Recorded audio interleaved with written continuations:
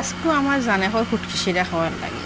ফুটকি শিরা আমরা সিলেটিরা অনেক বেশি ভালো খাই, মাঝে মধ্যে ফাটা রাতা দিয়ে এবং নয়া আলু দিন ফুটকি শিরা খাইতে। হ্যালো এভরিওয়ান, আসসালামু আলাইকুম। কিতা করে আপনারা সবাই নিশ্চয়ই সবাই অনেক ভালো এবং সুস্থ আছেন। আমি ফুটকি শিরা খাওয়ার লাগি আমার বেলকনি গাছর কদুর পাতা আর আলু আর জিঙ্কাটারে বালা দইয়া দইয়া হাটটা কুটটা বালা হলে বিদাইছি। এই যখন এখন খোসানি ওই যার আস্তে আস্তে আমি ডাকনা দিয়ে ডাকিয়া আমি বালাহরি নাড়ি ছাড়িয়ে দিলাম যাতে করে সুন্দর করে এই যে জিঙ্গারটাকে অনেক পানি বাড়াইব, তাই পানি ওদিকে মাছ রাইন ভিজাইয়া দইয়া রাখছি। এগুলো হলো মলা মাছের মাথা ফাড়াইছি না আমি, মাথা সহ শুধুমাত্র বিভিন্ন তরকারির মধ্যে। এখন জিঙ্গারটাকে অনেক পানি বাড়াইছে, দেখুন তো জিঙ্গারটাকে পানি বাড়াইয়া জিঙ্গারটা সবজিটা সুন্দর করে সিদ্ধ হয়ে যায়। আর এখন মাছ দিলাই না এখন সুন্দর করে যখন সিদ্ধ হয়েছে এটা হতে হবে।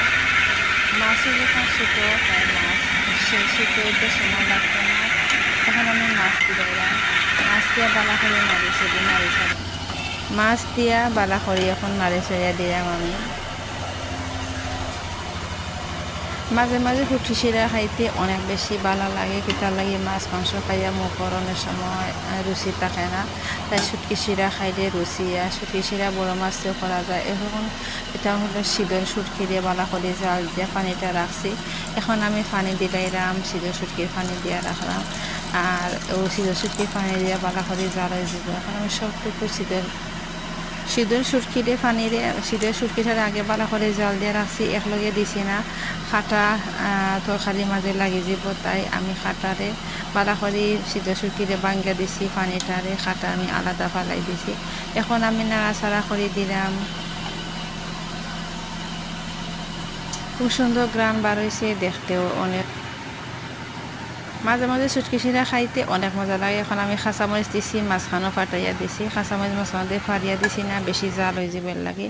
এখন ডাকনা দিয়ে ডাকিয়া রাখছি, কিছুক্ষণ পর দেখুন তো আমার শুটকি শিরা উতরাই গেছে। এখন ওই যাব শুটকি শিরাটা খুব সুন্দর করে শুটকি শিরা উতরার আর আমার শুটকি শিরাটা ওই এরকম করে শুটকি শিরা খাইবা মাঝে মাঝে, রুচি না থাকলে। আজ এ পর্যন্ত, শুভকামনা সবার লাগি। আল্লাহ হাফেজ।